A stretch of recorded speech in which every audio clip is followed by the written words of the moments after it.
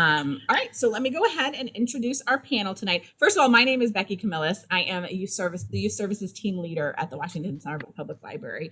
And we have from our Centerville schools, we have Jolie Hastings from Primary Village South. She is a Young Fives, and this year, she's taught Young Fives for many years. This year, she's also teaching regular kindergarten. And Meryl Matthews is from Primary Village North. She's a kindergarten teacher there. And then from Incarnation, we have Lisa Grunder, who teaches kindergarten, and Maggie Oshani, who also teaches kindergarten there. And then from the library, we have Jamie Garcia. Jamie, give us a wave. Jamie is our early literacy specialist here. Okay, so without further ado, I'm going to hand it over to the panel and let Jolie start. Hey, okay, I successfully unmuted myself, so yay me. Good evening. It's great to have everyone here. I'd much rather be with you in person because it's very odd doing this with Zoom, but here we are. What I talk about with kindergarten readiness is the motor skill readiness. I know most people, when they talk about kindergarten readiness, they want to know academically, what does my child need to know, and that sort of thing. But the motor skills are very, very crucial for kindergarten readiness. And the reason for that is, if they have that stability and that core strength to sit in a chair or to sit on the floor in group time and feel comfortable and stable, they're going to be able to focus so much better on the content that's being discussed and gone over. And the same thing with the fine motor tools. If they feel so comfortable and efficient with crayons and pencils and scissors, they're not going to worry about how that feels and how to make them work. They're going to be able to concentrate on much more of the content and what they're doing with those tools. So that's why they're so important. And when we look at that, of those motor skills, and they have that comfort with those tools, the learning tools, they're going to have so much more stamina in the classroom to devote to learning the content and increasing that focus and attention to the classroom tasks.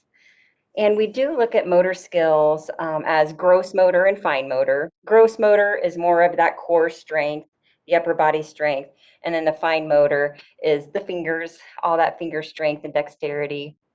And everything that I'm discussing, I have gotten through experience of my own, going on 20 years right now, 25 years, I believe. But it's also, we have amazing support structures within the school systems. We have our occupational therapists, our physical education teachers, and I know all of them, we always work together, share ideas. And so this is kind of all a configuration of all of their expertise.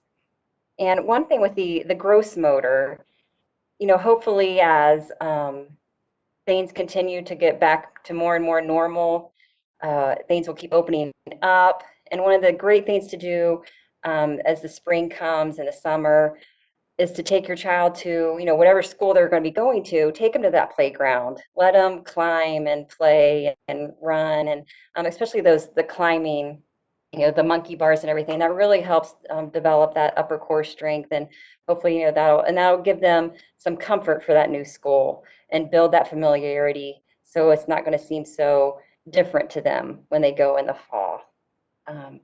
Another thing you can do is really making them feel like a contributing member to the family, not just an honored guest, giving them jobs that help them contribute to the family.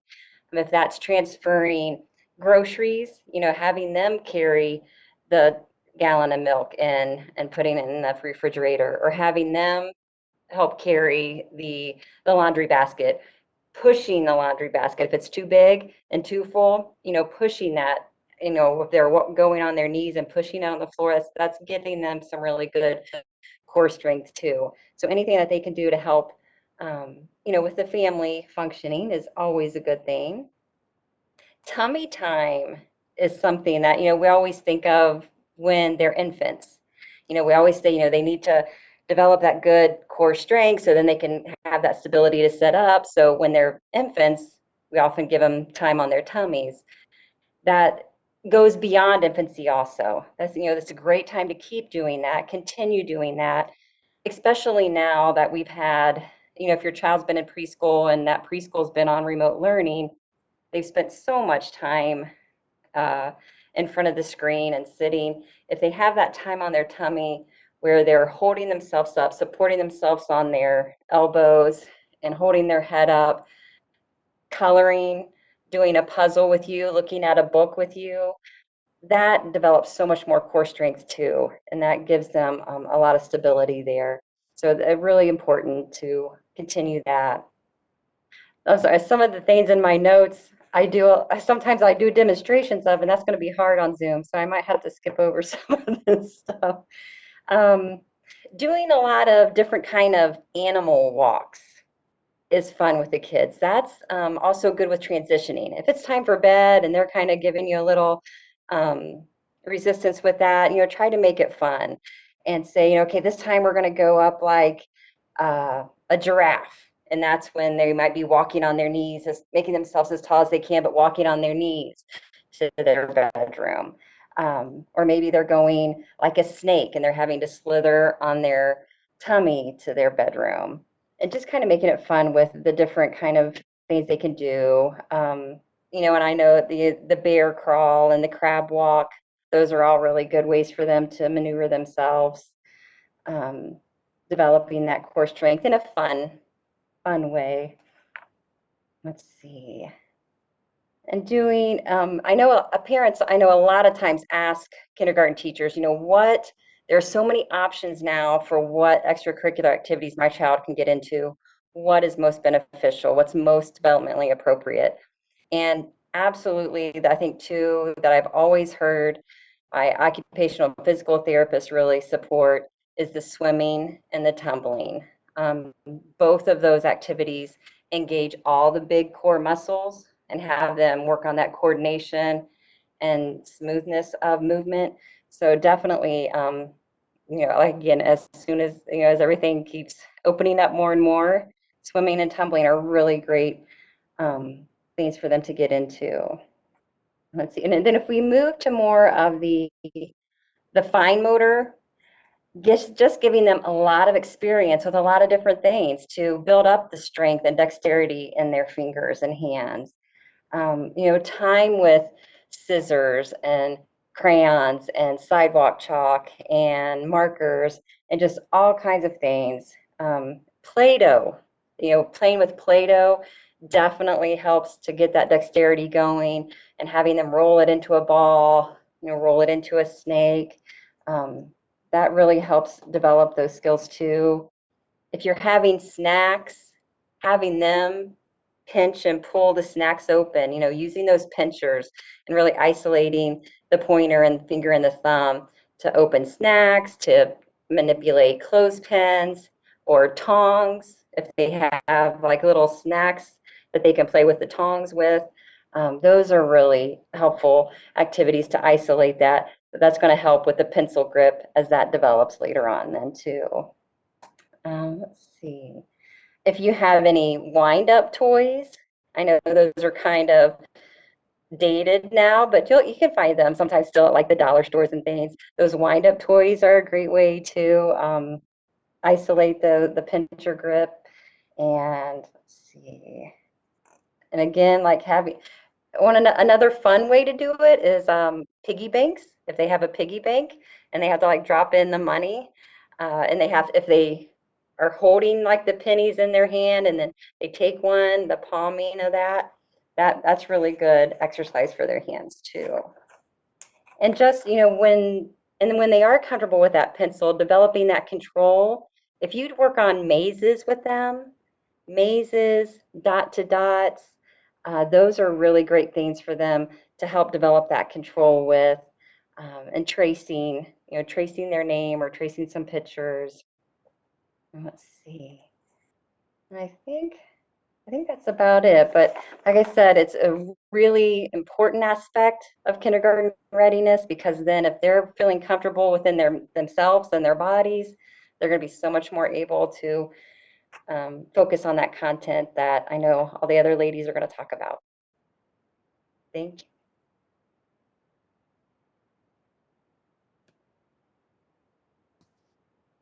Okay, do you want me to just jump in? You ready? Okay. All right. I'm going to be talking a little bit about the academic readiness piece of it. And I always like to say before I get started, first of all, everything Jolie said, like right on, because we can't get to any of these academics when they don't have control over their motor skills and those kind of things too. But I also want to go on record as what the ladies are going to talk about after me is way more important than what I'm going to talk about it. And you might think, oh my gosh, the academic piece, that's it. That's what I can control. That's what I know how to do. I can teach my kid anything.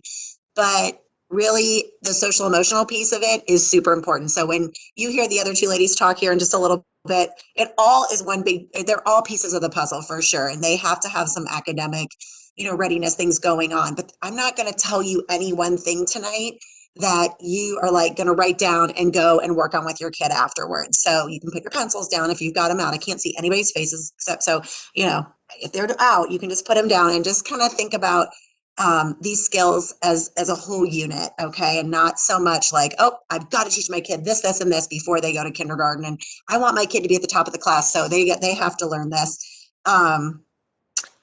So I'll just kind of start in there. So academic readiness includes a lot of different things that you're familiar with, like math, science, reading and writing. Obviously, those are the academic subjects that you all took, but it also includes things that you might not think of, like phonemic and phonological awareness, oral language, which is the constant talking by your child that you're probably wishing would stop, but we want it to go.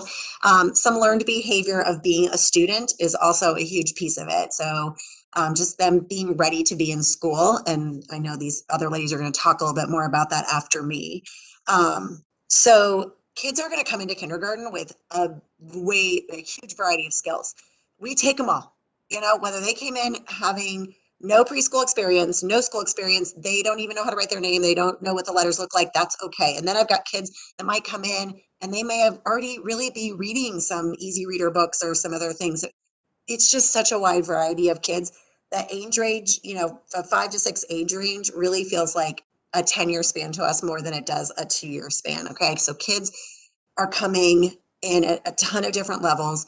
And so please try to resist the temptation to compare with your neighbors. My kid's doing this and my kid's doing that. And then you go home and you sit down with your spouse and you're like, we're done. We screwed up. So-and-so's neighbor, they're doing this, that, and the other thing.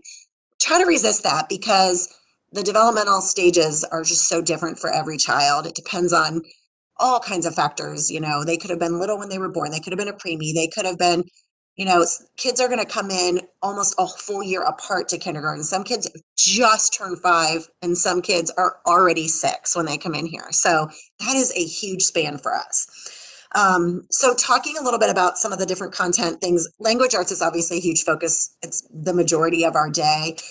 So of course, familiarity with letters, symbols, the show letters is super beneficial. So kids often need more information. So I hear a lot from parents like, my kid knows their ABCs. And I'm like, that's so great. And then I point to a P and they're like, I don't know what that is. Well, if they know their ABC song, that doesn't always mean that they know their ABCs. They don't know their letters. So we do a lot of things with letters out of order. I once was doing a little assessment with a kid and I was pointing to, flipping my little letter book and he looked at me and kind of stopped me and he's like, Mrs. Matthews, this would be a lot easier if these were in order. I'm like, I'm sure it would be. So kids are funny. They are creatures of habit and they might only know it one way. So just pointing out all the different places that they see letters and making it part of their environment is a great way to get them interested in letters. The McDonald's arches are just fabulous for that, for at least the M, if nothing else. So get them out of order, point to the letters in their name out of order, get them writing, get that pencil in their hand and get those fine motor skills in while you're doing it as well. It's pretty old school to say, we're going to learn all the uppercase letters and then now we can go back and learn lowercase letters and then we're going to go back and learn sounds. We teach them all in conjunction. Everything happens together. So we're constantly immersing them in print everywhere so that they're just being fed it in just so many different ways. And they practice it in different ways. So they can write them in sand trays or in Jello or with sidewalk chalk or with a wet paintbrush on the pool deck, something, just painting with water. So there's just so many ways to get those letters practiced and get them written, hear the sound, see the symbol. This is what an A looks like. This is what a lowercase a looks like. Oh, here's what it looks like in a magazine. So they're going to see it in just so many different places, and we want them exposed to all that way. So really just that exposure to print is the key. And then exposure to books and stories is just a huge piece of it as well. We want you to read to them. We want them to beg for that book. It's okay if they want the same book every single night. I read my daughter Pinkalicious every single night for like over a year and a half. So it's okay if they like those same books over and over, but get them exposed to different kinds of print, different kinds of stories, fiction, nonfiction. Just get books in their hands and read to them. Let them hear what it sounds like when you read. Ask them questions about characters and telling parts of the story. And just one of the things we find kids pretty hesitant to do if they've never really been in a school setting is just talk to us about books. And that's a huge piece if you're thinking ahead towards when standardized testing does start in the future, which we don't like to think about with our little 5 and 6-year-olds. But when they get to 3rd and 4th grade, they have to take these tests, and they want kids to make meaning of what they've heard, and they want them to be able to tell you back about whatever happened. So making connections to the book, that personal connection to a book is like, have you ever felt like that character? Have you ever done anything like that? That's all really important. So again, for math, the same thing. Let's expose them to numbers and counting and all that stuff in a different way. Real world is the key. So just keeping them, engaged with something that's important to them. Like obviously how old they are is very important to them, but maybe you don't want to tell them how old you are. I have a lot of kids that come in and tell me, oh, my mom's 38. Okay, great. We don't need to know that. I'm sure your mom doesn't want me to know how old she is. So, but just make the numbers mean something to them, but then show them the symbol, show them what it looks like. I have a lot of kids that say, I know that's 9. And they're like, how do you make a 9? They don't know. So just being able to write the symbol down that matches that knowledge that they have in their head is super important. And unfortunately, especially now the screen is their home. They've been doing so much through Zoom and on the keyboard. We just really want pencils and paper in their hand. Chalkboard is the best resistance for sure. We use a lot of wipe off boards. I mean, I cannot live without wipe off boards here at school, but my OT PT friends came in my room, they would probably rip them out of the kids' hands and put chalkboards in them.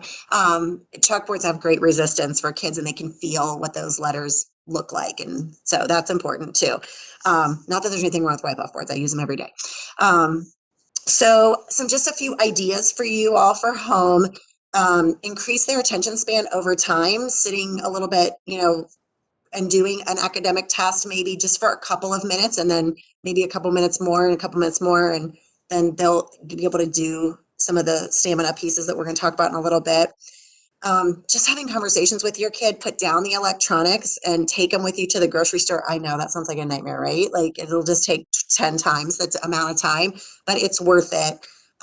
Notice letters, notice numbers. That's a great place to look for all that print. And the world that could open up to you on a car ride when when the movie screen isn't on. I know that movie screen's great, and especially for car trips, but in my opinion, this is just my own mommy opinion and teacher opinion, is that they don't need to be watching a movie to just go from your house to the grocery store or whatever. That screen does not need to go on. Long car trips, I get it, but they just need to, that's a great time. You have them captive. They cannot get away from you. They are buckled in their car seat, and have those conversations with them during that time. It's just such precious time. I'm also a mom of a senior in high school right now, so I'm like feeling like the time slipping away. So, that's kind of like my little mommy plug too. The other thing I just want to say is just don't push too hard. Workbooks and worksheets are great if they like them, but if they're not, they're torture, and not that you don't ever want to make your kids do something hard, because you want that stamina piece of it, but it doesn't have to be like the worst 10 minutes of your life and their life. I mean, give and take a little bit on that. They're little, they'll get there. And just in general, hovering creates really nervous kids. And so when you're hovering over them and be like, you got to do this, you got to do this, they can only take in so much at a time, right? And just like you reach your limit, right? Who's reached their limit on a Zoom meeting? Like, I think we all have, where you're just like, anywhere, you disconnect. That's what's going to happen to them too. So they can only take in so much time. They need those brain breaks. So those big stand-up movement breaks, I know that other teachers will agree with me that we've become really good at finding movement breaks on YouTube during our Zoomings, because these kids have got to get up and move and process and digest that information that they're taking in. As far as like a little bit of oral language, we speak in full sentences to them and expect them to speak in full sentences back to you, because that will translate into print later. So if they grunt at you and go, like that doesn't, they don't get milk or their granola bar opened if that's how they're going to ask. So, use that chance to get that oral language piece out of there. And establish some routines so they know what to expect. If you are going to do some academic readiness pieces, like establish there's going to be a certain order to that and how we're going to do it. And we're going to work on this for 5 minutes and then we get this playtime. And create a little spot in your home that, especially as they're going into kindergarten and especially over Zoom, we've suggested this to parents over and over. Give them a little place to do school. Especially if you're virtual, like they need their own space. They cannot concentrate if you're running the vacuum or the microwave or cooking dinner or cooking breakfast while they're trying to learn, through that virtual experience or just in general. So kind of minimize those distractions. And then my last little piece of it is just bring back things like nursery rhymes and things like, the little sing-songy things that it is amazing to me every year, less and less kids know those little Humpty Dumpty and Itsy Bitsy Spider. And it makes me super sad because that's like a huge part of me growing up, is doing those little finger plays and rhymes. Great for fine motor, first of all, great for oral language development. If you have the print version, great for print exposure and great for rhyming and phonemic and phonological awareness. Like you just hit almost everything right there with just one little nursery rhyme. And not to mention like the sight words that you can teach with it, the beginning sounds you can teach with it, all that kind of stuff. So bring those back if you haven't yet. I mean, it is amazing to me how many kids have never heard Humpty Dumpty sat on a wall or things like that because they just don't know it. I'm a little teapot, all of it, like bring those back. So that's kind of all I have as far as academic readiness, but we can take questions afterwards. But now onto the super important stuff. So I'm going to pass it over. Is it Lisa? Are you going next? I am. Lisa's next. Well, hi, everybody. I am going to talk about social and emotional development. And I agree. It is probably one of the most important parts because when children are not ready socially, emotionally, they could be so ready for kindergarten academically. They could have those skills. But when they are not ready socially, emotionally, it will affect them, not just the kindergarten year, but going into, just their early school years and beyond. So research shows that strong social emotional foundation will powerfully impact them in their attitudes and behaviors, academic performance, career path, and really have healthy adult relationships. So one big part of this, and this is something that we see at school a lot, is independence. Those kids that come into the classroom and are independent and, they don't have to be able to do everything. We're certainly around to help them open their snacks and help them get their coats on and do all those things. But the kids that can do those things for themselves, they just have such confidence and self-esteem. So sometimes as parents, we have to take a back seat a little bit and say, I'm doing everything for them. And while that seems like, and it is a loving gesture, I'm also robbing them of that gift of independence. So remember that sometimes to teach them how to do for themselves is really just a gift that you are giving them that will last them their whole life and will also give them that solid foundation of good, healthy self-esteem. It teaches them, to be motivated, self-reliant, to persevere when they're not doing it, when they aren't having success the first time around. And the other ways that we can teach these things is to teach the desired behavior, model it, and then give them lots of time for practice. So if you're teaching your child how to put on their socks, because I know one of my daughters, if that line was on her toes the wrong way, the world would come to an end. So, you want to give some time to teach them that they can be comfortable and competent with it. And that they can have lots of time to practice because there's going to be those times that they feel frustrated with that.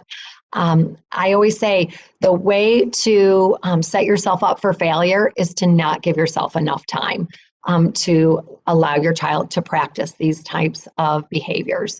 So, we've all been there. We are late for something and we're trying to get out the door, and, you're saying, get your socks and shoes on, or, get something, and your child, it just falls apart because you just have not given yourself enough time. That is probably not the time to be really expecting your child to practice these behaviors.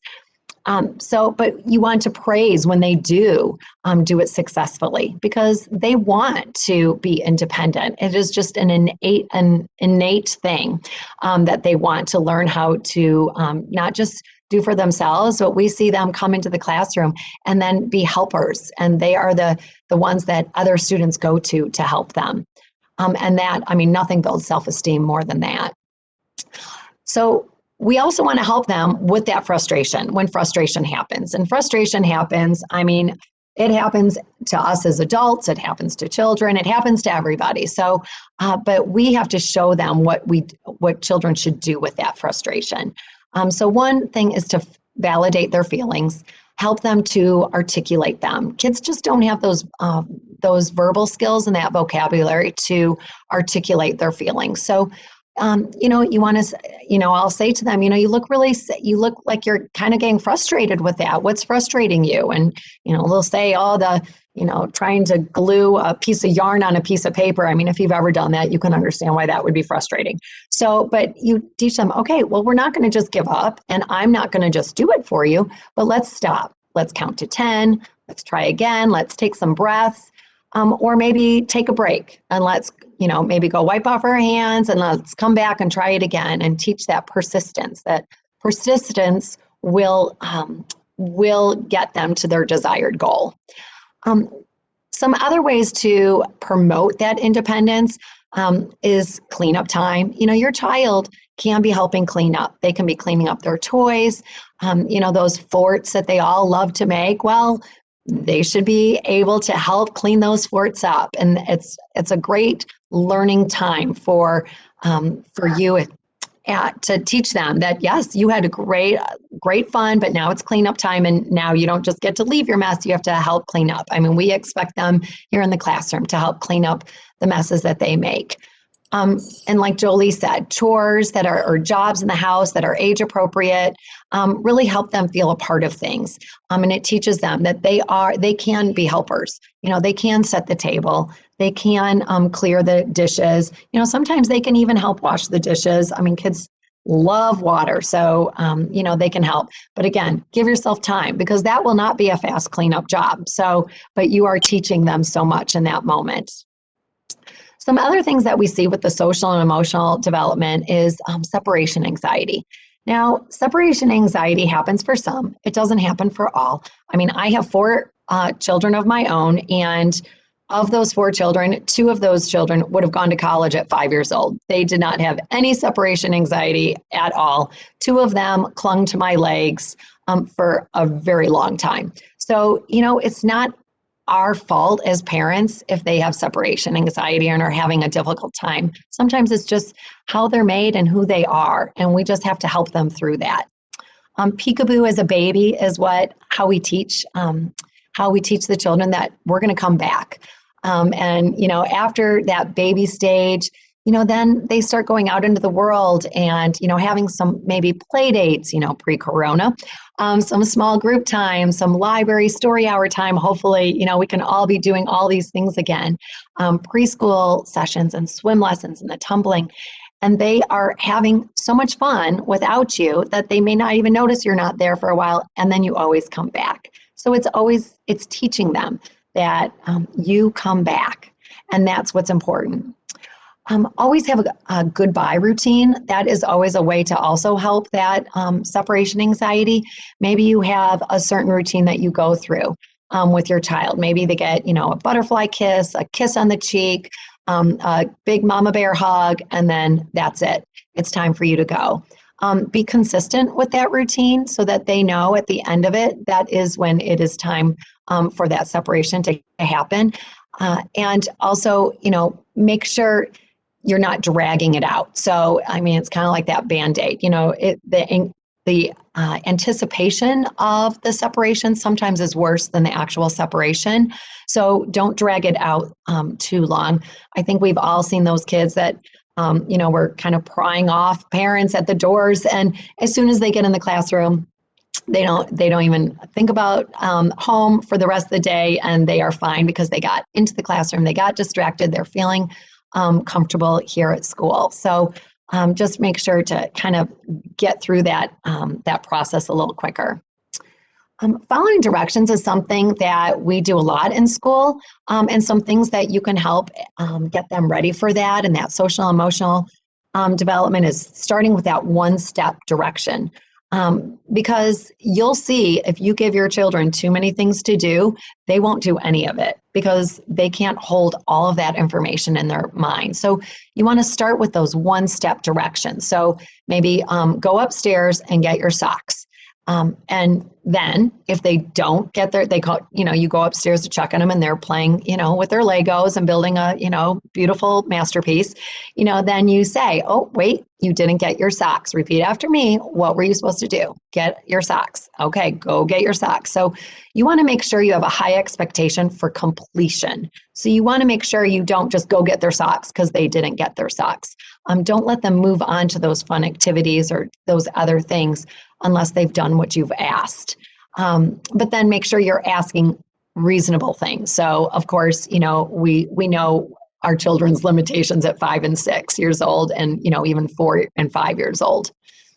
Give enough time for redirecting. So again, that time factor is just huge. So if you are, rushing out the door, now's not going to be the time that you're going to have for them to go up and get those socks for the third time that you've asked them. So just make sure you've given enough time so that to kind of set your child up for some success. Rushing will, again, set you up to fail. So anything you can do so that you are not rushing through any of these processes is just going to help you considerably. Give warnings for transition times. Nobody likes to be told that they have to leave somewhere abruptly. I mean, my husband knows never to come up to me and tell me it's time to go, and we're expected to leave right that moment because I need some time. I need some time to adjust to that transition coming up. And same with children. They need that warning shot of, okay, we're going to be leaving this play date in a couple minutes, so wrap it up. Or bedtime's in 5 more minutes. Or it's going to be time to clean up, so finish up what you're doing. Because that just helps them get ready for that. Another important part of social and emotional development is self-control. And some experts would say it is the most important. And I can say that the kids who really don't have that impulse control in school, they really have a hard time. They have a hard time succeeding at so many things. And even with relationships, they have a hard time because, friends don't want somebody who's grabby and impulsive and not listening. And so make sure you're really teaching and helping your child set them up for that self-control and expecting it. So that means, if they are, having a temper tantrum, they don't just, there's going to be a consequence for that. It might be, oh, you know what, you had that fit over, something, and now we don't have time for that one last show before, it's time for bath time. Or make those natural consequences. Sometimes those are the best ways. It's not necessarily punishment, but it is a choice your child made, therefore led to this consequence. And to me, that is, I just love when those things naturally happen in life because I think that teaches your child a lot. So more about social and emotional development is Mrs. Oshani is going to talk to us. Maggie. Hello. So going off of what Lisa said, another aspect of social and emotional development is potty training. Potty training is a big deal and it is very important. We want our children coming into school to be competent with potty training. It'll lead to confidence and independence for them. So we've seen children who don't have this skill coming into kindergarten and they really do struggle with that independence factor. What we see is that they often hold it, which we don't want since that obviously leads to accidents. The reason they are holding it is because they don't want to go down to the bathroom and have to wipe themselves. and have to flush the toilet and do all the things that they're used to mom or dad doing for them. So just give yourself enough time before school starts to have your child practice wiping themselves and flushing the toilet. And this practice should not just be done at home, but when they go out to other places in public as well. Also note that the toilets at school might be louder and scarier than the toilets at home. So it's always a good idea before school starts to have your child practice going into their school bathroom as a practice run. Also, make sure to teach proper hand washing. Of course, given our times right now, I'm sure they're all pros at that, but also for normal hygiene in general. Verbalizing needs is another very important part to our day. Some kids come in with really great verbal skills, and some kids really need our help with this in kindergarten, but we're here to help them wherever they are. So one thing you can do at home is model good communication skills. Baby talk doesn't really help them because that's how they'll come in talking to their teachers and their peers, and we don't really want that in kindergarten. So model speaking and listening and taking turns in conversations. You could practice this at the dinner table. For example, listen, do they take part in telling stories and also listening to your stories? It's kind of hard for these kindergartners because they're so egocentric and self-centered at this age, which is typical, but it's our job to get them to grow beyond that stage as well. If your child's not using complete sentences, repeat what you want them to say. So, for example, if they're done with their dinner and they say, "I done," you can model for them, "I am done," and then have them repeat after you.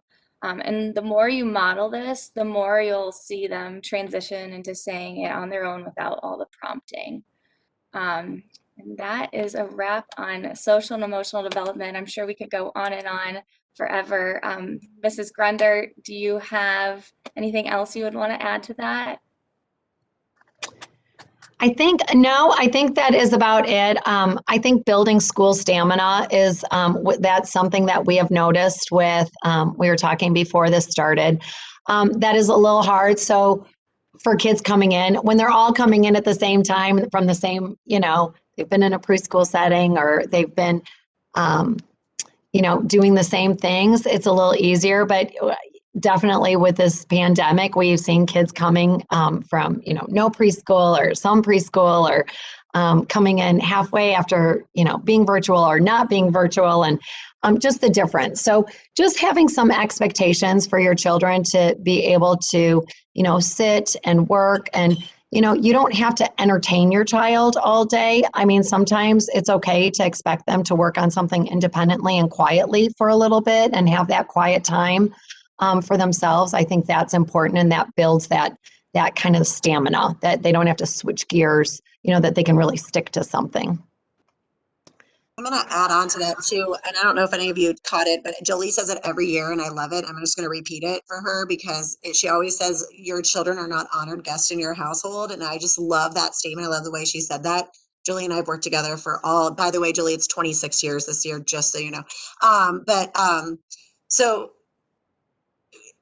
kids have to, even though we want to honor all their exciting things, like what they're interested in. I mean, I have kids, they're obsessed with trains, and everything you do is about trains, and everything they want to talk about is trains, and it's exhausting. I mean, they get kind of obsessed with something, they perseverate on something, but kids also do need to understand that there are things that they're going to have to do that are not going to be their favorites. And that is a huge piece of that. That's just like an add-on to that stamina piece. Sure, they need that to be able to sustain that time in school, but they also need to be able to transition to things that might not be their favorite. I mean, in high school, I tell my girls all the time, like, okay, I know calculus is not your favorite, but you're still going to that class every day. You can't just disconnect from it and be like, yep, peace out, I'm not doing this. So when we allow our kids to say, "I'm not doing this," and we say, "Okay, that's awesome, you don't like that, so you don't have to do it," that we're really doing a disservice. So I always say, like, let's say your child wants to play trains with you that day, and you've got to get to Home Depot to pick out the tile for the new kitchen or whatever. It is okay to say to your child, "You know what? We need to get to Home Depot. That is what our family's doing right now." And I know if you told my girls they had to go to Home Depot, they'd be like, oh, like that would just be like Costco. They can't stand going to Costco. I love going to Costco. They don't like it. So, but guess what? That's what we're doing as a family. We're going to go to Costco. We're going to go to Home Depot, and then maybe we can come back and have some times with your trains. But just to be able to get kids to go with the flow a little bit and move along is a huge skill that you can give your kids service wise. So just adding on to that piece, it's okay to expect your kids to do things that are not their favorite things to do. If we make their life comfortable for them all the time and they don't ever have to do hard things, then we're doing them a really big disservice there.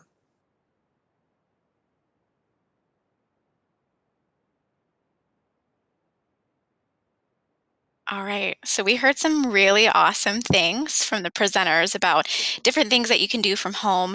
I'm going to be talking a little bit about how the library can help support you foster the 4 major skills. So the reading, singing, writing, and playing that they had just mentioned.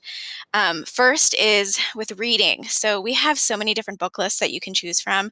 If you are completely stuck and have no idea what kind of books to read, just talk to a librarian. We will give you something to read, and that will be great. Another thing too is if we don't have the book here in the library, we are part of a giant consortium for the state of Ohio that we can get that book for you for sure from a different library and to be shipped here to your home library, either Centerville or Woodburn. Another thing too that it's one of my favorites, it's the Brary bags. I don't know if any of you all have checked those out before, but in each bag they're themed. So say that you pick out a dinosaur themed bag. You get 3 different books on that given theme. You get like a little handout with different activities that you can try, and you also get some kind of manipulative for them to play with. That way they're practicing their motor skills and also like keeping to a theme.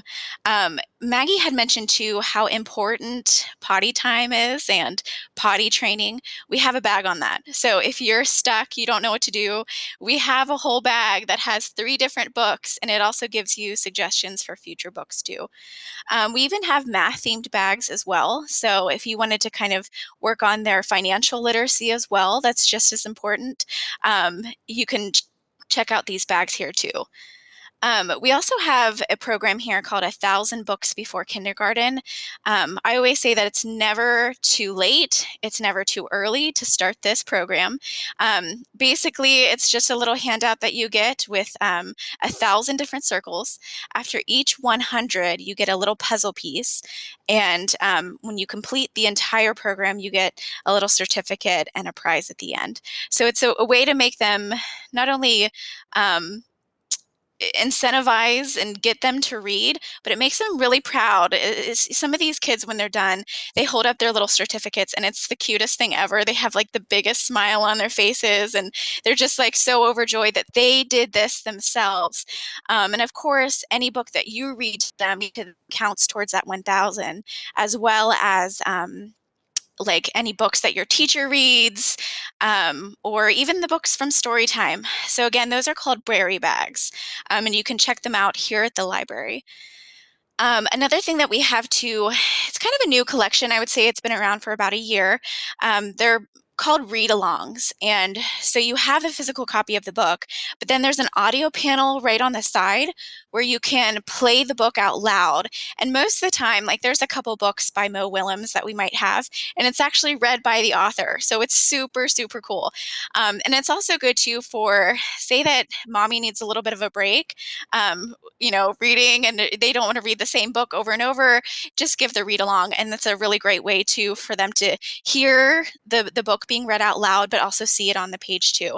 And that would be a fun activity for the 2 of you to follow along with the book and then trace the words underneath of what's being said. Of course, we always have the summer reading club, which we always love. This past year, it was virtual.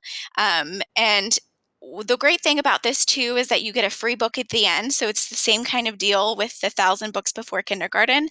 They get a free book at the end, and they get so excited about finishing it. And it really is such an accomplishment finishing all those books during the course of the summer. And of course, we have tons of activities that go along with summer reading club too.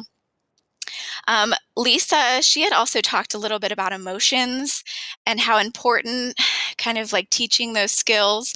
And we have books on every single topic here, even these like covert picture books where you want your main character to have confidence or independence or maybe persistence or talk about emotions. There are plenty of picture books here that we have that focus on maybe characters going through being frustrated or being upset and how to overcome those. Those are really great like sneaky ways to fit in like social emotional skills. So if you ever need advice about what kind of books to start with, just let us know and we'll be happy to give you some titles. When it comes to singing, so we talked a little bit about the rhyming and how not many kids, Meryl, you mentioned that not many kids know the Itsy Bitsy Spider and the Grand Old Duke of York and all of these things. We teach these at story time. So if you want your little one to do the Itsy Bitsy Spider and work on those motor skills, if you want them to kind of play along with some of these play songs that we have, so kind of like We Are the Dinosaurs, Get in the Airplane song, Driving in My Car. We do all of those great songs that require movement and give instruction, which is also really important too. We have virtual story times right now. Of course, during normal circumstances, we would have them in person and they're great and fun, but our virtual ones are just as fun. They are every Wednesday and Thursday at 10:30. You would register online. So the same place that you registered for this event tonight, you would actually go to our calendar as well, and our story times are going to be listed there. And then when it comes to writing, we have different craft centers to help children practice their grip with crayons and scissors. Usually we have them out like during the summer, we'll have them out during story time breaks. But because things are just so strange right now, we've created these craft kits that you can take home with you. So we have prepared all of the materials you'll need for the craft. And then there's going to be a link on the bag that you can follow, and it'll show you step by step how to create the bag, which is great too for following directions. So I would definitely do that. We have them throughout the course of the year. They're called activity centers. So just pay attention to our catalog and our schedule, and you'll find the dates for those. And then under normal circumstances, again, we do have interactive puzzles to promote grip strength, contests. We have bulletin boards that you can kind of, we'll put like, what is your favorite book or something? And then the little one can write on a little sheet and kind of post it up on the board.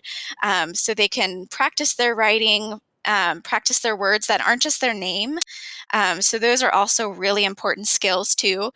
And then when it comes to playing, we have a really great kids website with a lot of different games that you can play. There's also the Tumblebook Library. I don't know if you all are familiar with that, but I love it. It is such a unique program. So the great thing about Tumblebook Library is that, say that you're reading Pete the Cat, so it'll say the words out loud and highlight the words. And at the end, sometimes too, they might have a game or some kind of activity that's related to the book. And the great thing about this is if you were to go to YouTube and kind of look for the same thing, it might actually just be an animated version of the book rather than just the book with the words being highlighted.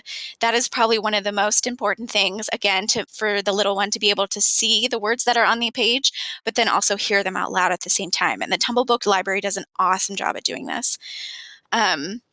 We also have launch pads, and these are awesome. They're basically iPads, but there is no outside internet access. So basically what you get on this launch pad is, what you get. There's no searching or browsing or anything.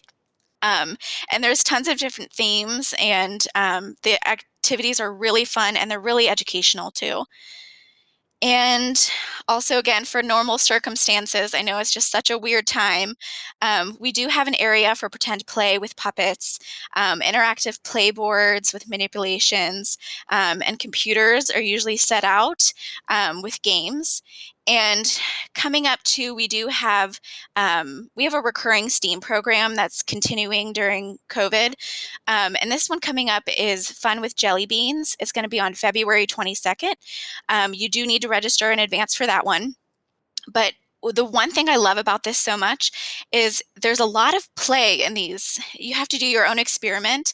And then for this one too, we're going to be building structures with jelly beans. So they're going to be using their fine motor skills to try and take their jelly bean and attach it to a toothpick and then build some kind of structure out of it. And the last one we did too was on engineering. And so they built these really creative things based off of their imagination. And they came up with some really great things. So this STEAM program is also a really great way to get their hands moving, get their motor skills. We sing songs and read books, and they're also on a lot of different topics too. And usually, again, under normal circumstances, we do offer a lot of programs that hit on just, maybe one of these or maybe all of these topics. And for example, our Every Child Ready to Read series is a program that we usually do just for parents that goes over how you can get your little one ready to read, starting at birth all the way up through preschool and kindergarten. Once things get back to normal, we'll be able to provide those again. But in the meantime, there are so many other early literacy themed programs we have, services we offer, and collections that we have. So if any of you all have questions about any of those, feel free to let us know.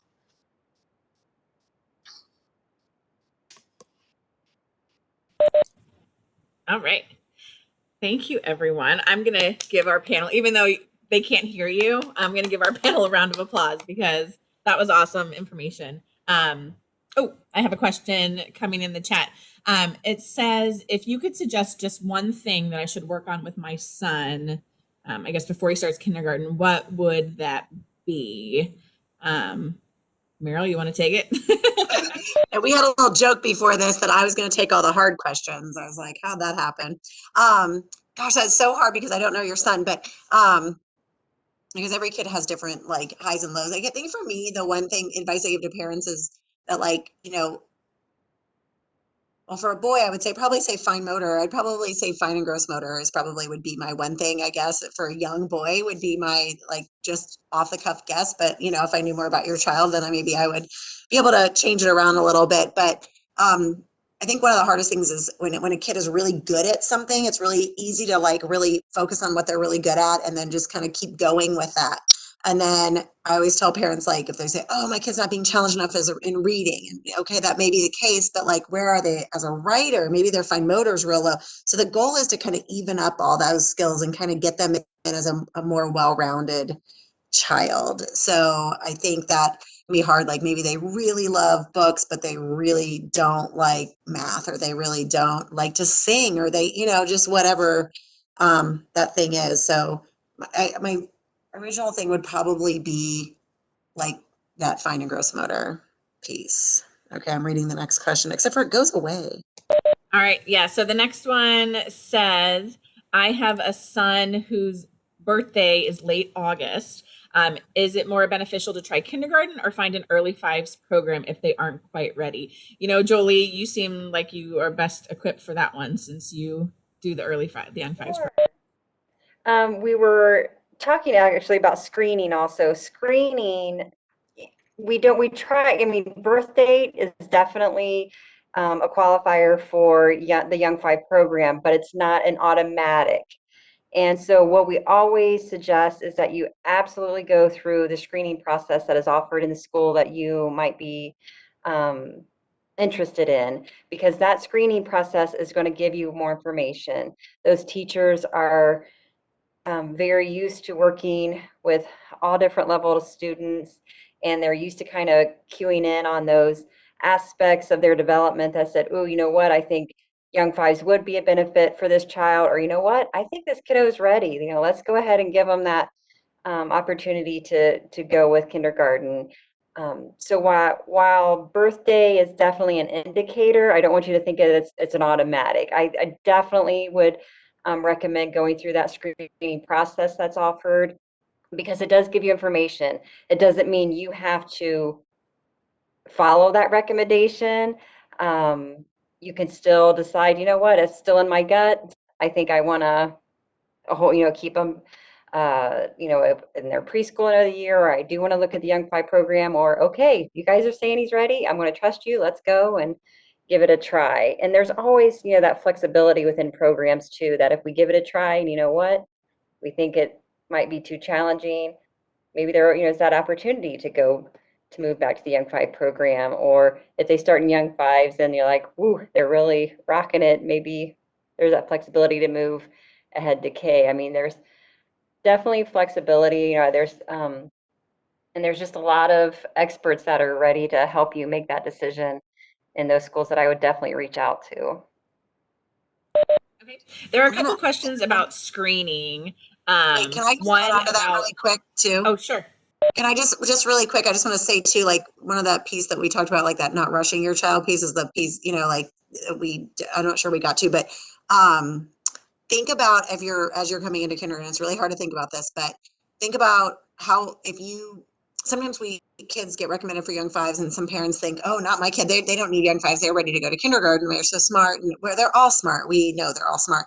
But think about sending a very young boy off to college as a 17-year-old or an 18-year-old. Think about whether you want to be the first in their grade to drive or the last in their grade to drive. So it's not just that first year, but like if they go in super young into the kindergarten and if they have a chance to do a Young Fives program and you don't really seize that opportunity, it may be something that later on down the line that you are like, oh boy, that would have been a good thing to do. I call it the gift of a year, for that Young Fives program, if they need it and if it's appropriate for them. It's not appropriate for everybody. They're not all going to qualify for it, but just think about that. And you're like really kind of setting their course as far as being the youngest or the oldest. I mean, I think out of all of us here, we can all say like, I'm a January birthday, so I'm like in the middle, whatever. But out of my friends, I was kind of an older child and I liked that, and I was lucky that both my girls were born in the fall and I didn't have to make a decision and there was no chance, I mean, my daughter missed the cutoff by 16 days for kindergarten. So she's the one of the oldest in her class.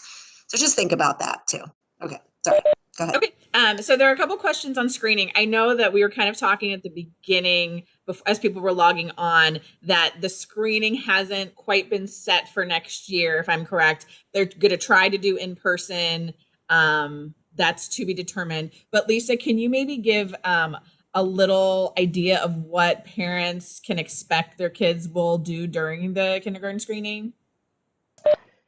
I mean, our screening might be different from Centerville's. However, because we use a different diagnostic instrument than they do. But we're going to try to condense it down to be, instead of 10 to 11 stations, it's going to be 5 stations. It's going to be, much smaller groups, 5 children in a 30-minute period that work. And, we can keep the area clean and distanced and, all those protocols for safety in place, but still work with these kids because it's in their best interest and it's in the parents' best interest as well, because, parents are, it would help to have screening, to have that information to help you make that decision. So I have never heard a parent say, I wish I would have skipped early 5s and just gone on to kindergarten. I have heard people say, I should have waited and held my child back, just because that decision, to me, it usually there's no bad fallout from waiting that year because they just have so much fun and they learn so much in that early 5 program if they're on that cusp.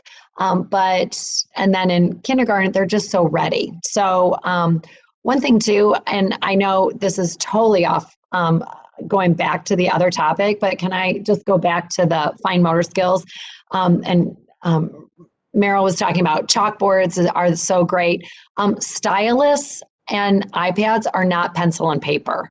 And so what we're seeing from all this virtual learning is kids are really, we're having kids coming in holding pencils like this and not able to even hold with the right pencil grip because they're so used to the stylus. And so, or they come up and, they're trying to do this to everything because that's what they're used to.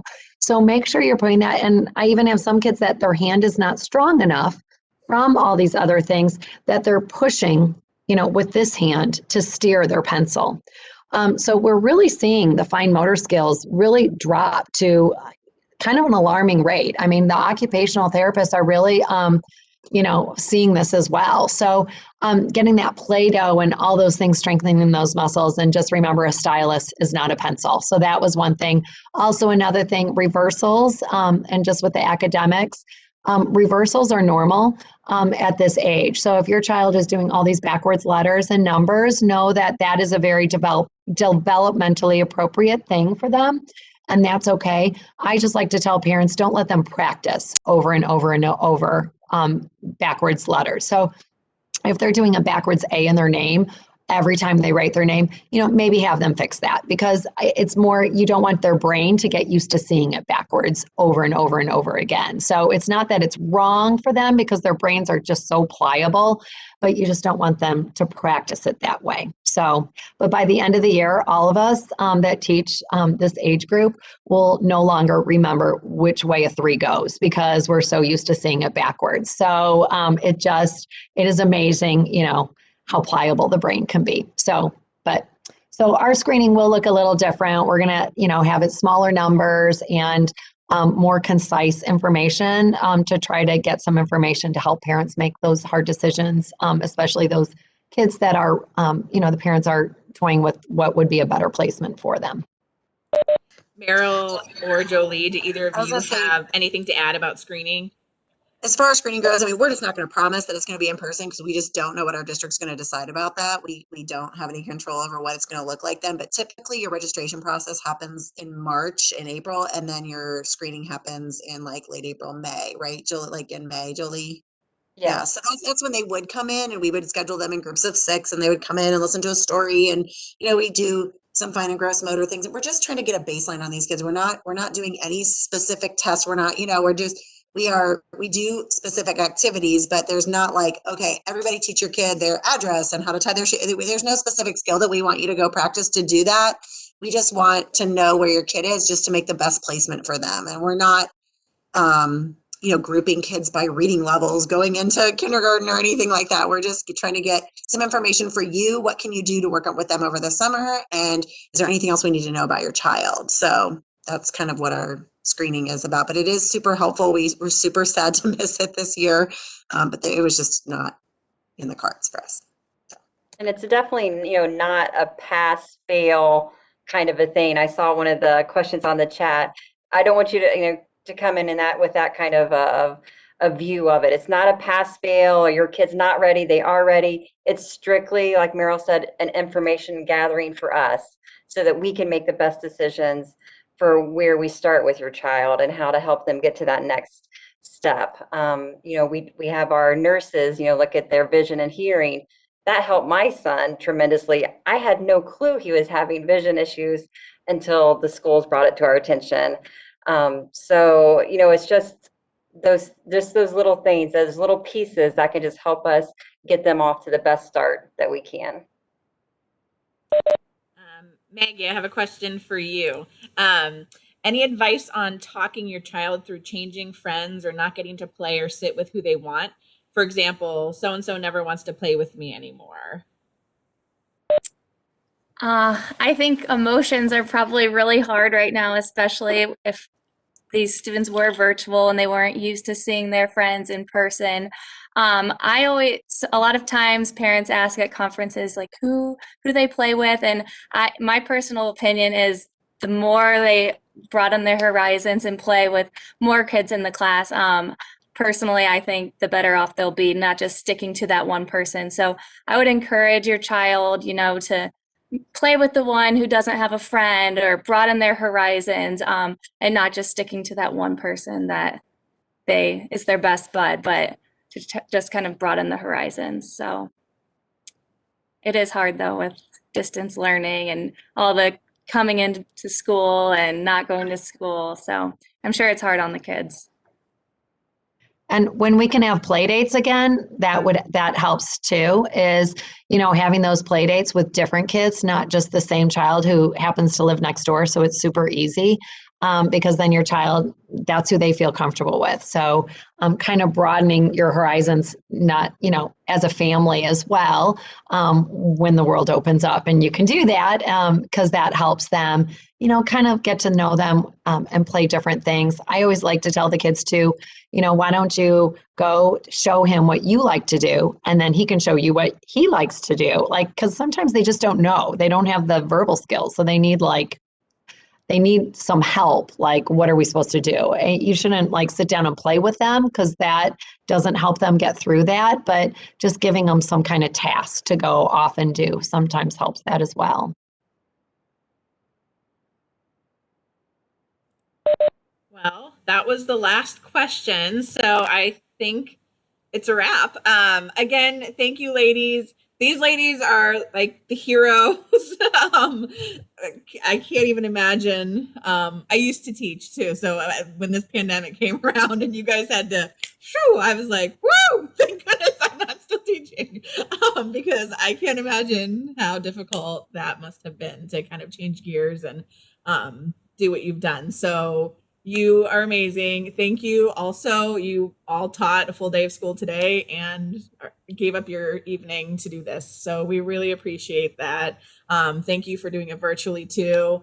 I'm looking at the chat and seeing that everyone really appreciates it as well. So thank you again. And thank you everyone for listening. Hopefully you got some good information tonight. So hopefully we'll be back at this again next year in person. All right. Thank you, everybody. We appreciate it. Have a good night.